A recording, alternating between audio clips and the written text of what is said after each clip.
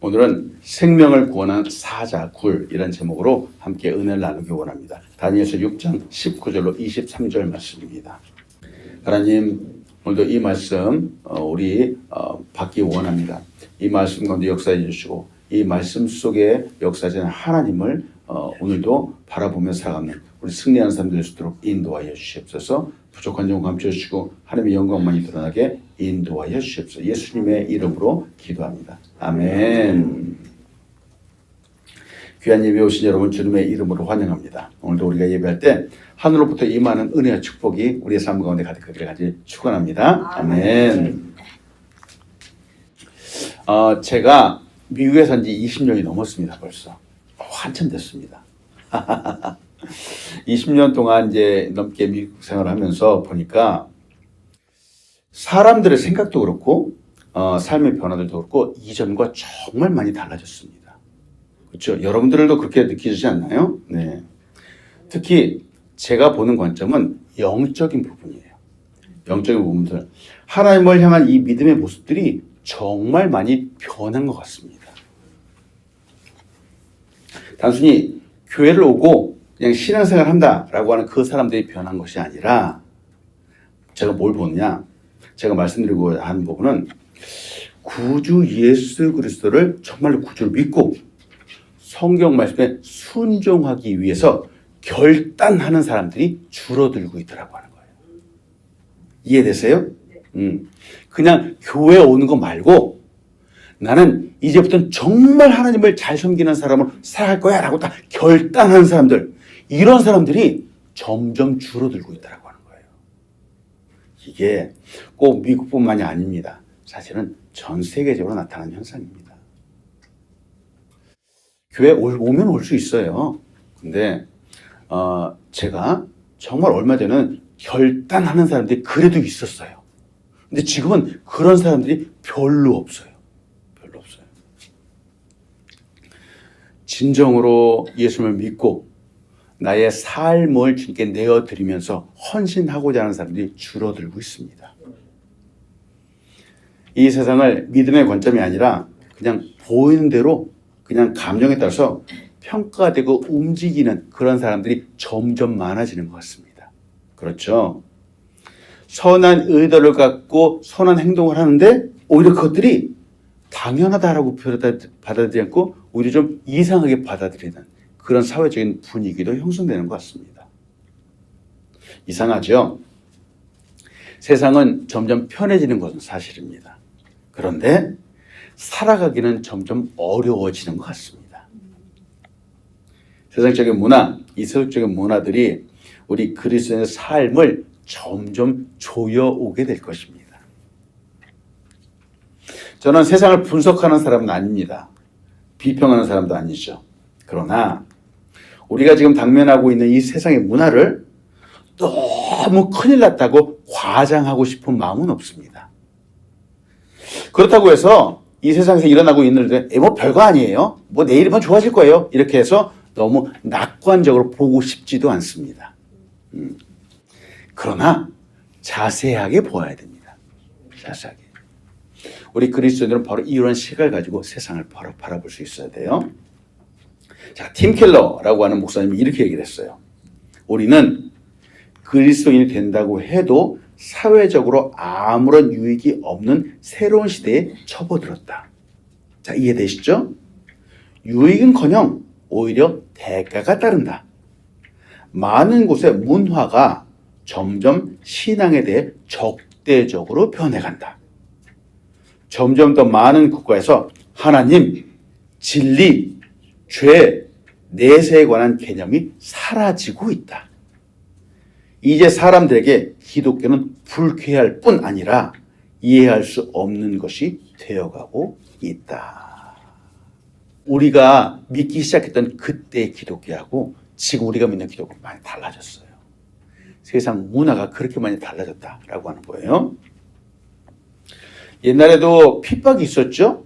핍박이 있었는데 그 핍박이 정도가 심해서 죽음까지 당하기도 했었습니다. 반면 지금은 너무 편한 것 같아요. 편한 것 같은데 글쎄요, 신앙의 강도, 어떤 신앙의 깊이 이런 것들은 자, 그때와 차원 자체가 다르죠. 너무 옅은 신앙이 된 것 같다라는 것이죠. 그래서 이제 제가 요새 가끔 가다가 제 머릿속에서 종종 떠오르는 찬양이 있어요. 죄 많은 이 세상은 내 집안이네. 내 모든 보화는 저 하늘에 있네. 저 천국 문을 열고 나를 부르네. 나는 이 세상에 정들 수 없도다. 기억나세요? 네, 많이 불렀죠. 맞아요. 저도 옛날에 참 많이 불렀어요. 옛날에 참 많이 불렀는데 옛날에는 이 내용도 잘 모르고 그냥 신나게 불렀었어요. 신나게 불렀는데 이제 아까도 말씀드린 세상이 점점 변하면서 이 내용이 이제 제 마음속으로 들어오기 시작을 했어요. 저 여기서 제 눈에 띄는 것은 바로 이거예요. 죄 많은 이 세상은 내 집 아니라는 거예요. 우리가 사는 이 세상은 내 집이 아닙니다. 그렇죠? 때문에 내 모든 보화는 어디에 있다고요? 하늘에 있는 겁니다. 맞습니다. 때문에 맨 마지막에 나는 이 세상에 정들 수 없는 겁니다. 여러분, 우리 그리스도의 관점이 이와 같은 관점으로 살아가야 되는 거예요. 이 죄 많은 이 세상은 내 집이 아닙니다. 때문에 이 세상에서 욕심 부릴 이유도 없는 거고 이 세상 금은보화 쌓아둘 필요도 없는 거예요. 그렇다고 해서 모든 걸 다 버리라고 하는 그런 얘기가 아니에요. 정말로 중요한 것은 내 본향은 천국에 있다라고 하는 거예요. 누가 이런 가사를 썼을까? 누가 이런 찬양을 지었을까? 참 대단하다라고 생각을 합니다. 지금까지 우리는 이 세상의 사람들뿐만 아니라 수많은 예수 믿는 사람들도 마치 이 세상이 아늑한 나의 집인 것처럼 살았습니다. 그렇죠? 그렇게 느꼈고 노래의 가사처럼 나의 모든 보화가 바로 내 눈앞에서 내 손에 있는 것처럼 살았습니다. 이제는 그렇게 살면 안 됩니다. 때문에 여러분과 말씀 들어가면서 나눕니다. 우리는 이 세상에서 나그네요 외국인입니다. 그렇죠? 우리는 이 세상에서 나그네이고 외국인입니다. 아멘. 이 땅에 생명을 갖고 태어나지만 물론 잘 살아야 되는 의무가 이 땅 가운데 있습니다. 열심히 살아야 되죠. 우리 권사님들, 우리 집사님들 지금까지 너무 열심히 잘 살아오셨습니다. 정말 잘하셨습니다. 그러나 우리가 찬양했던 것처럼 말씀드리는 것처럼 이 세상은 우리의 전부가 아닙니다. 끝이 아니죠. 이 세상은 우리의 집이 아니죠. 여기서 영원히 눌러 살 수 없습니다. 믿지 않는 사람들은 마치 이 세상의 전부인 양 이것만을 바라보고 살아가지만 저도 옛날에 그랬습니다. 그런 성경은 하나님의 말씀은 우리에게 진짜 고향, 진짜 본향이 있다고 말합니다. 베드로전서 2장 10절로 11절입니다. 너희가 전에는 백성이 아니더니 이제는 하나님의 백성이요 전에는 긍휼을 얻지 못하였더니 이제는 긍휼을 얻은 자니라. 사랑하는 자들아 거류민과 나그네 같은 너희를 권하오니 영혼을 거슬러 싸우는 육체의 정욕을 제어하라 라고 말합니다. 아멘. 이전에는 우리의 컨디션은 사실은 고향이 없는 사람이었습니다. 그렇죠? 사실 방황하는 사람이었어요. 그러나 이제는 우리에게 고향이 있었습니다. 생겼습니다. 우리는 하나님의 백성이 되었습니다. 그렇죠? 긍휼을 얻은 사람도 되었고 즉 우리에게 진정한 고향이 생겼다라고 하는 거죠. 때문에 그 고향에 있는 하나님의 자녀라고 하는 그 컨디션으로 보면 우리가 사는 이 세상은 우리는 거류민이고 나그네입니다. 자, 그래서 거류민이라 그러는데 성경 공부 한번 해요. 거류민이라고 하는 이 뜻이 무슨 뜻이에요, 혹시? 거류민이라고 하는 이 뜻은 뭐냐면은 임시로 지정된 장소에 사는 외국인을 말합니다. 임시로 지정된 장소에 사는 외국인. 임시로 지정된 장소에 살다 보니까 이 외국인은 소속감이 없습니다. 그리고 어떤 권리도 주장할 수 없습니다. 이게 거류민이에요. 나그네 역시 마찬가지죠. 우리 그리스도인들은 이 세상에서 거류민이고 나그네입니다. 오늘 우리가 보는 이 다니엘도 사실은 바벨론 땅의 포로로 잡혀갔던 사람입니다. 그도 그 땅에서의 시작은 외부인으로 시작을 했습니다. 나그네였습니다. 그럼 그가 과연 어떤 삶을 살았는가 함께 보기 원하는 거죠. 인생의 시작을 포로로 시작했지만 그 다니엘은 고위 관직까지 올라갔습니다. 그러나 그는 이 바벨론 땅에서는 언제나 외부인이었습니다. 그래도 일을 너무 잘했죠. 너무 잘해서 인생이 잘 풀리는 것 같아 보였습니다. 그래서 지금 다니엘서 6장, 우리가 보는 이 다니엘서 6장의 이야기는 다니엘의 나이 80세가 넘은 할아버지 이야기입니다. 노인에 관한 이야기죠. 이 노인이 국가보다 바로 하나님께 충성했다는 이유로 당시에 가장 잔혹했던 방법이었던 사자굴에 던져지는 내용입니다.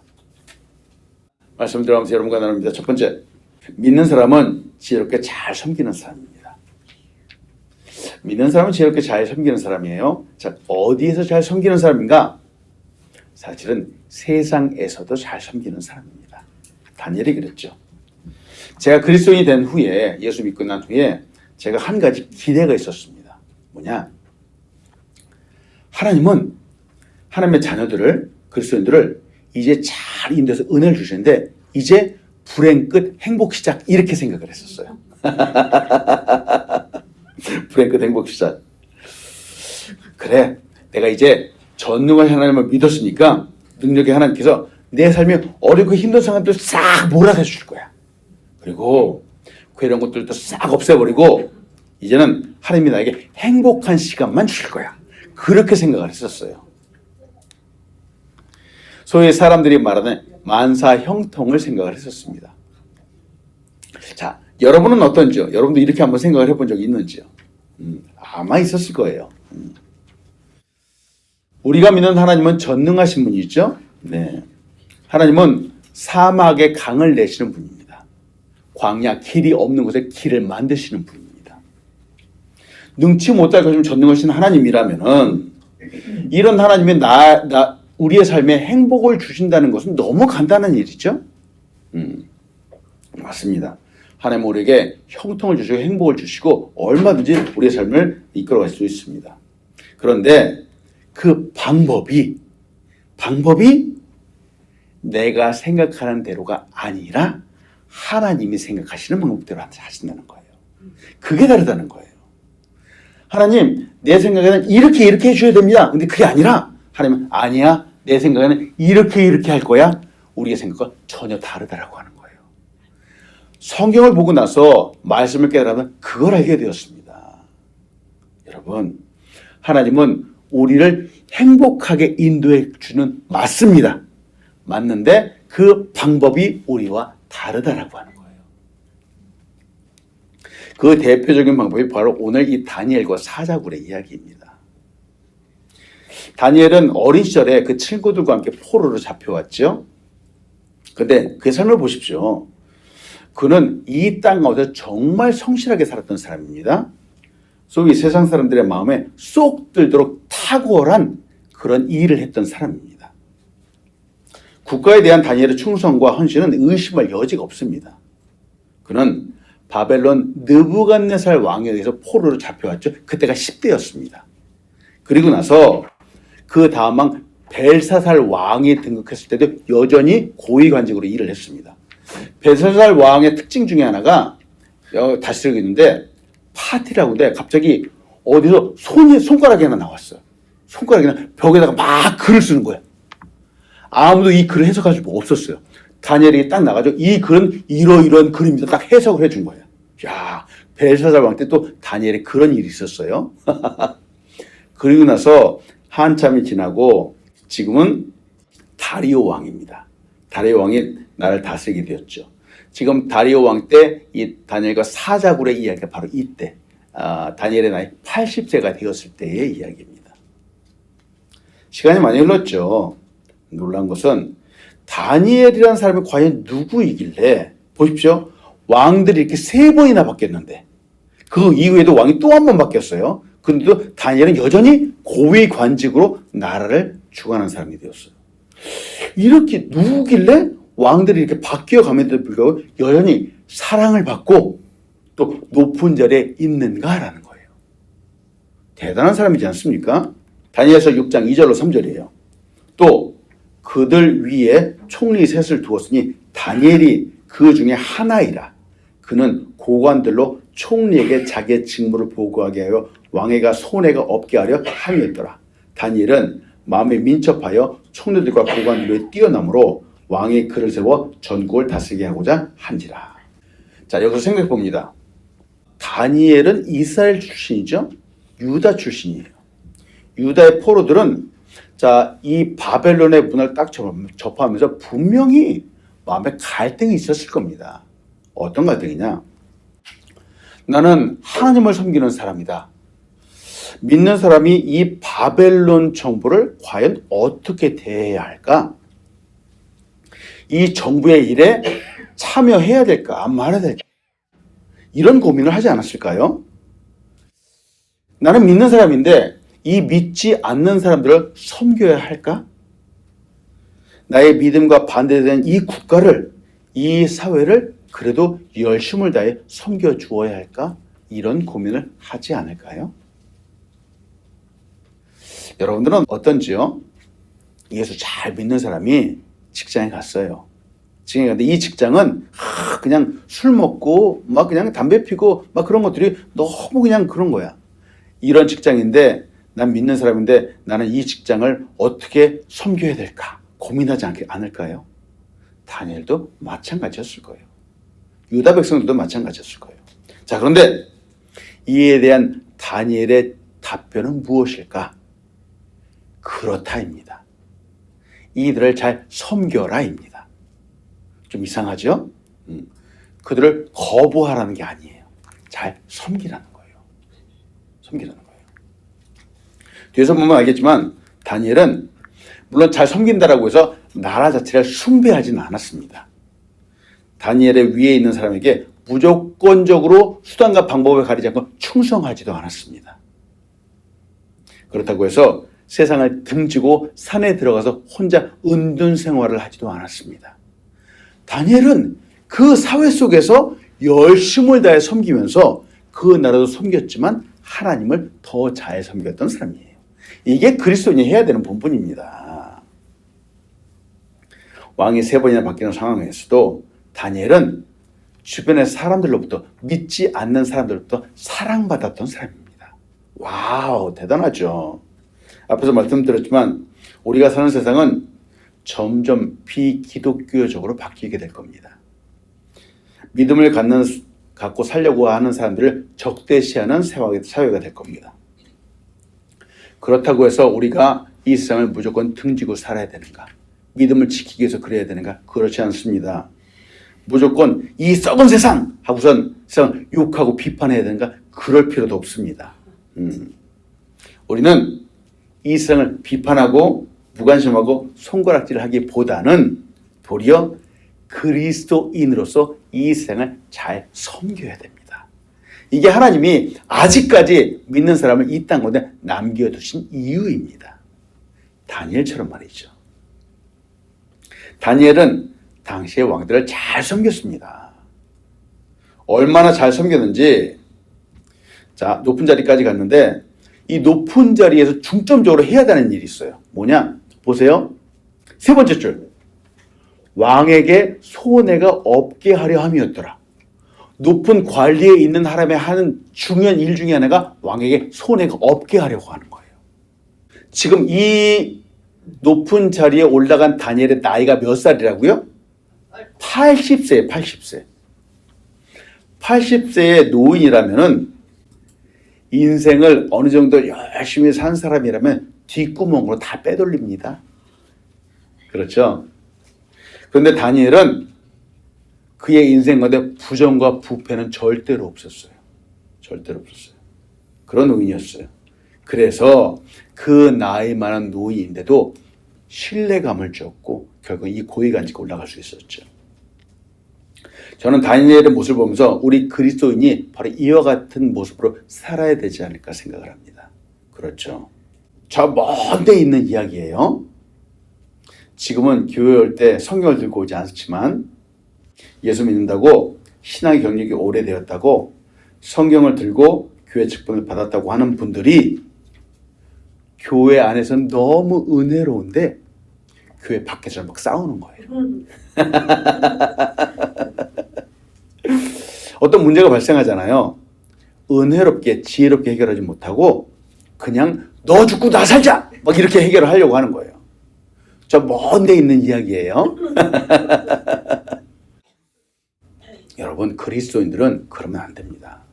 아까도 말씀드렸잖아요. 다니엘처럼 잘 섬겨야 돼요. 잘 섬기는데 자 이것이 지혜롭게 은혜롭게 이 사람들을 섬길 수 있어야 되는 거예요. 일을 잘하면 좋습니다. 하지만 점점 험악해지는 세상에서 순결한 사람이 되는 것이 더 중요합니다. 순결한 사람. 부정한 세상에서 정직한 사람이 되는 것이 더 중요합니다. 단순히 일을 잘하는 사람을 넘어서서 사회를 잘 섬기는 사람이 되는 것이 더 중요합니다. 이는 타협하라는 이야기가 아닙니다. 다니엘처럼 곤란한 상황이 오더라도 옳은 길을 지키는 사람이 되자라고 격려하는 것입니다. 때문에 두 번째로 같이 나누고 싶은 것은 믿는 사람도 사자굴로 들어갈 수 있습니다. 너무 이상해요. 믿는 사람은 이런 데 절대로 가면 안 되는데 말이죠. 여러분 믿는 사람도 사자굴로 들어갈 수 있습니다. 다니엘은 어린 시절부터 탁월했죠. 그러니 주변의 사람들에게 시기와 질투와 미움을 받을 수밖에 없었습니다. 여러분 그리스도인으로 살아간다라고 하는 이야기는 믿지 않는 사람도 시기와 질투와 미움을 받는다라고 하는 이야기예요. 그것이 무서워서 하나님을 안 섬길까? 그럴 수 없습니다. 다니엘서 6장 4절이에요. 이에 총리들과 고관들이 국사에 대하여 다니엘을 고발할 근거를 찾고자 하였으나 아무 근거, 아무 허물도 찾지 못하였으니 이는 그가 충성되어 아무 그릇됨도 없고 아무 허물도 없음이었더라. 대단한 사람이지 않습니까?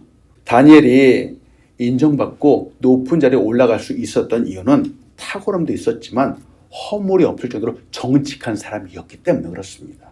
탁월하고 민첩하고 지혜롭기 때문에 그렇죠. 왜 약삭빠른 사람이라고 하잖아요. 일을 잘하는 것 같은데 남들이 보지 않을 때는 다 거짓말을 하는 사람이에요. 이런 사람들은 결국은 어떻게 되죠? 다 들통납니다. 들통나요. 이 거짓말하고 막 약 빼돌리고 그러는 거 결국은 다 드러나게 되죠. 다니엘의 나이 80이었어요. 80이 되었는데도 그는 아무런 그릇됨이 없었어요. 참 대단하죠. 다니엘은 이렇게 나이가 들어서 높이 올라가는데 주변의 사람들은 다니엘처럼 올라갈 수가 없었던 겁니다. 왜? 슬슬 속였기 때문에 그렇죠. 그러니까 질투, 미움을 받을 수밖에 없었죠. 다니엘이. 이제 사람들이 다니엘을 모함합니다. 다니엘 6장 7절이에요. 나라의 모든 총리와 지사와 총독과 법관과 관원이 의논하고 왕에게 한 법률을 세우며 한 금령을 정하실 것을 구하나이다. 왕이여 그것은 곧 이제부터 30일 동안에 누구든지 왕 외의 어떤 신에게나 사람들에게 무엇을 구하면 사자굴에 던져넣기로 한 것이니이다. 그 말합니다. 여러분 다니엘서 보셔서 아시겠지만 보세요. 다니엘이라고는 한 사람을 모함하기 위해서 새로운 법률을 만들었습니다. 이게 세상이 하는 일이에요. 나라의 총리, 지사, 총독, 법관, 관원들이 다 모였습니다. 다 모여서 그들이 한다는 일이 법을 새로 하나 만들었습니다. 한 사람을 떨어뜨리기 위해서, 무너뜨리기 위해서. 참, 사람들 모두가 하나가 되어서 악을 도모하고 있습니다. 지금. 서로 원수같이 대립하는 사람들도 악을 도모하기 위해서 하나가 된다는 사실을 우리 너무 잘 알고 있죠. 예수님이 십자가에 못 박히시기 전에 바로 그와 같았습니다. 헤롯과 빌라도는 서로 원수지간이었습니다. 근데 예수님을 십자가에 못 박기 위해서 둘은 서로 절친한 친구가 되었습니다. 여러분 이게 세상이 하는 일입니다. 이는 역사에서 늘 반복되는 악한 담합입니다. 시편 2편 1절로 4절은 우리에게 이렇게 말합니다. 어찌하여 이방 나라들이 분노하며 민족들이 헛된 일을 꾸미는가? 세상의 군왕들이 나서며 관원들이 어찌 꾀하여 여호와와 그의 기름 부음 받은 자를 대적하며 우리가 그들의 맨 것을 끊고 그의 결박을 벗어버리고자 하는도다. 하늘에 계신 이가 웃음이시며 주께서 그들을 비웃으시리로다. 도전합니다. 우리 그리스도인들은 절대 악한 담합에는 가담하지 마십시오. 아멘. 가장 흔한 것은 교회의 분열이죠. 우리 아우름교회는 아직까지는 작죠. 그래서 교회에 분쟁 이런 거 없겠지만 우리도 나중에 커지면은 혹시 분쟁, 분열, 시기, 다툼, 질투 이런 것들이 일어날지도 모르겠어요. 여러분 그때도 절대 우리는 가담하면 안 됩니다. 아멘. 아멘. 교회뿐만이 아니라 세상도 마찬가지죠. 깨뜨리고 나누기 위해서 작당 모의하는 거 절대로 우리는 쳐다보지도 마십시오. 아멘. 보십시오. 시편 말씀 안 하잖아요. 그런 사람들을 하나님이 어떻게 보신다고요? 비웃으신대요. 그게 작당 모의하는 사람들, 분열 일으키려고 하는 것들, 악한 법을 세우는 사람들을 하나님이 딱 보시고 비웃으신대요. 나중에 멸하신다는 거예요. 여러분 절대로 그런 데는 관여하지 마십시오. 자, 다니엘은 이제 선택해야 됐습니다. 주변의 사람들이 다니엘을 가만두지 않는 겁니다. 새로운 법까지 세워가지고 다니엘을 파멸시키고자 하는데 이제 다니엘은 결단해야 됐죠. 계속해서 이런 상황 가운데서도 왕에게 충성을 보이며 지위와 명예와 부를 지키고 내 생명을 지켜야 되는가? 즉 적절하게 그들과 동조해야 되는가? 아니면은 변함없이 끝까지 하는 게 충성해야 되는가? 다니엘은 결단해야 됐습니다. 우리는 이런 극한 상황이 오지 않으면 좋겠지만 여러분 이 상황은 다니엘만의 이야기는 아니고 지금 우리가 살고 있는 이 시대도 선교지에서 일어나고 있는 이야기입니다. 선교사님들이 참 목숨이 왔다 갔다 하는 상황 가운데서도 선택해야 될 상황들이 얼마나 많은지 모릅니다. 때문에 선교사님들을 위해서 기도해 주십시오. 다니엘은 저 사람들의 모함 앞에서 결국 죽기를 선택했습니다. 하나님을 선택했습니다. 우리가 잘 알고 있는 다니엘서 6장 10절이에요. 다니엘이 이 조서에 왕의 도장이 찍힌 것을 알고도 자기 집에 돌아가서는 윗방에 올라가 예루살렘으로 향한 창문을 열고 전에 하던 대로 하루 3번씩 무릎을 꿇고 기도하며 그의 하나님께 감사하였더라. 아멘.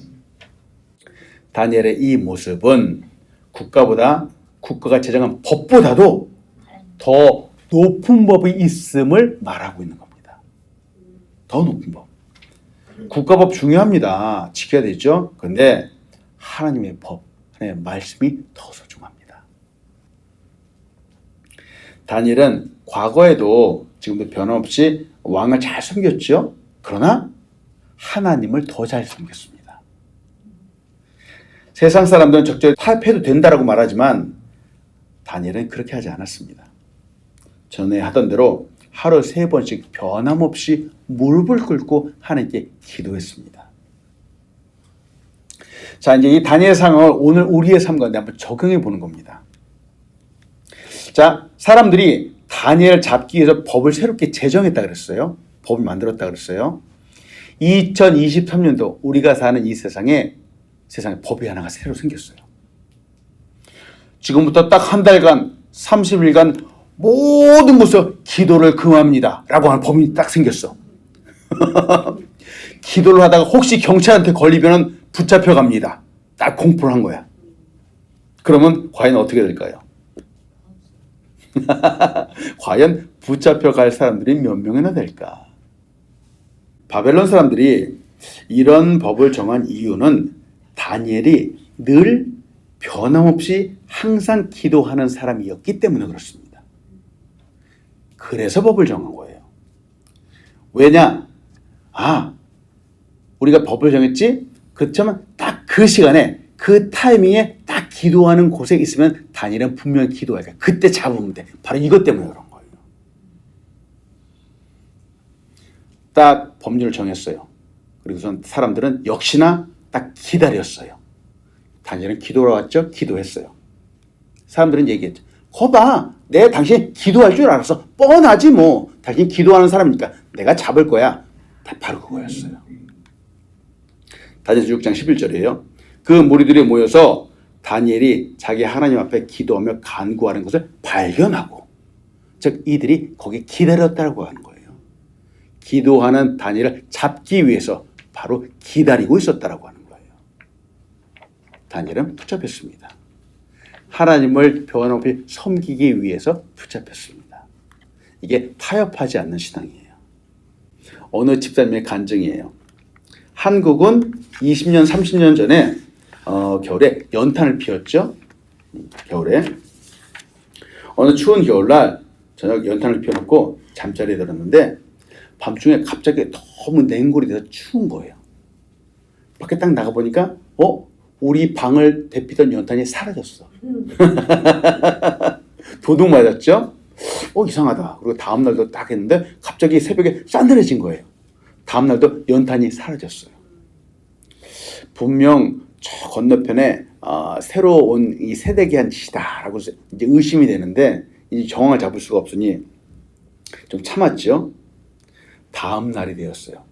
자는 척하고 있다가 부석부석 소리가 나길래 딱 가서 봤어요. 아니나 다를까 건넌 방에서 연탄을 훔쳐가는 거예요. 딱 그때 이제 생각을 했죠. 가서 한바탕 할까? 아니면 참을까? 그러다가 한번 참았어요. 참았는데 2주가 지났어요. 어느 날 이 건넌 방 세대에 딱 찾아왔어요. 그러면서 말하는 거예요. 아줌마, 제가 연탄 훔쳐가는 거 알고 계셨죠? 딱 얘기하는 거야. 그러면서 이제 얘기를 하는 거예요. 사실은 저희 남편이 사업에 실패했어요.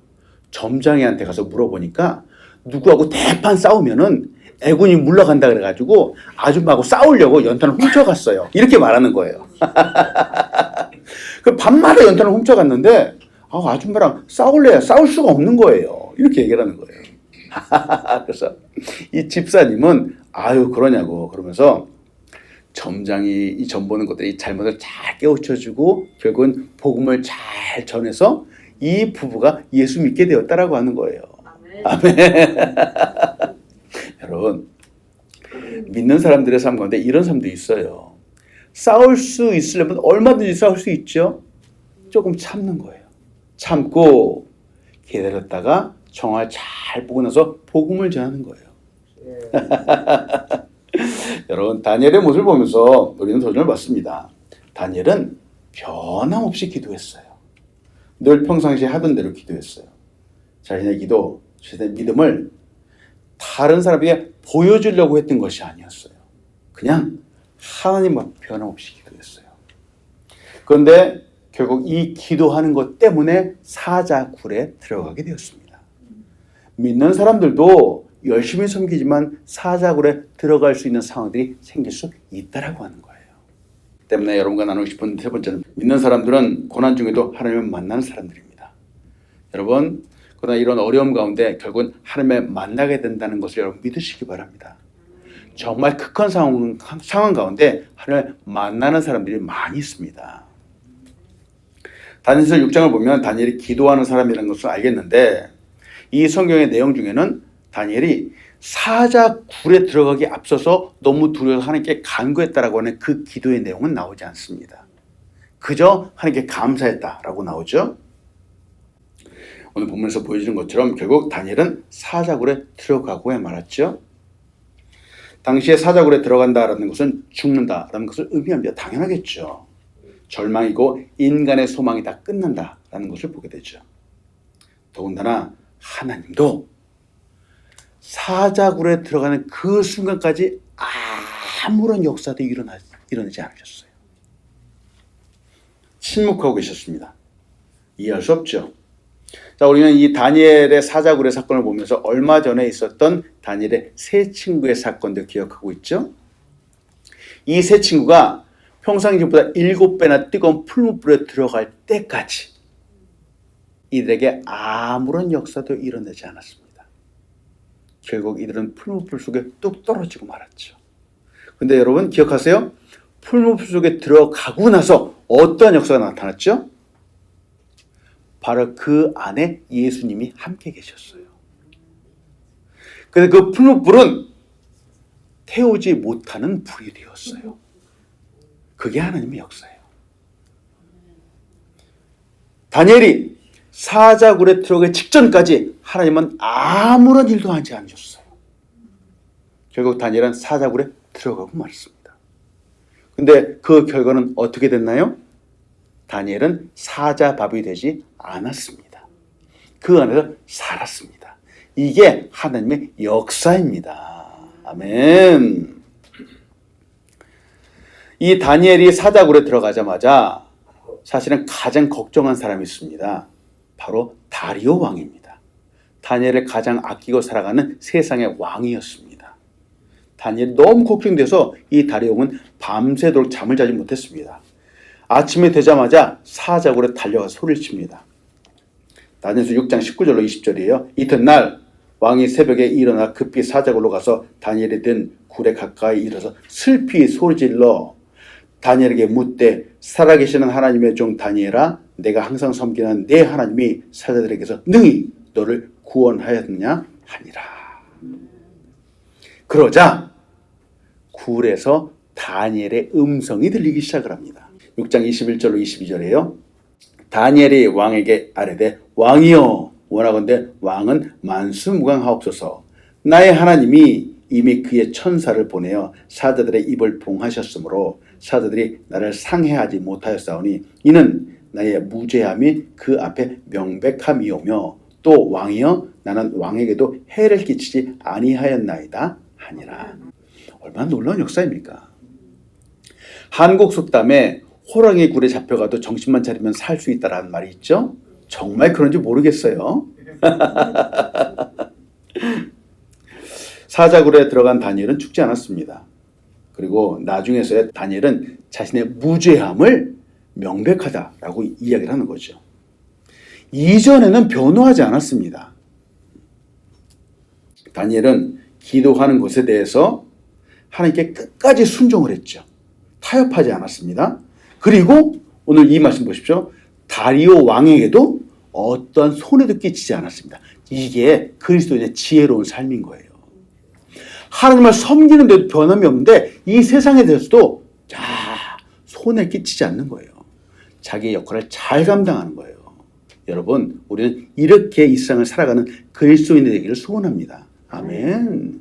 다니엘서 6장 23절이에요. 왕이 심히 기뻐서 명하여 다니엘을 굴에서 올리라 하며 그들이 다니엘을 굴에서 올린즉 그의 몸이 조금도 상하지 아니하였으니 이는 그가 자기 하나님을 믿음이었더라. 다니엘은 무덤이 될 수밖에 없는 사자굴에서 나왔습니다. 살아서 나왔습니다. 다니엘은 생명을 주어야만 하는 곳에서 다시 생명을 얻게 되었습니다. 다니엘은 모두가 끝났다 라고 하는 곳에서 하나님의 역사하심을 경험했습니다.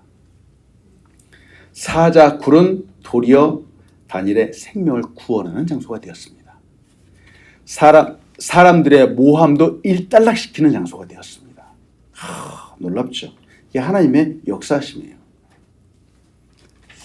예수님의 무덤도 그렇습니다. 무덤, 굴 모두 절망만이 있는 곳인데 소망이 사라지는 곳이죠. 그러나 다니엘은 그곳에서 생명을 구원하였고 예수님은 부활의 기적을 나타냈습니다. 죽음을 이기는 새 역사가 바로 그곳에 나타났죠.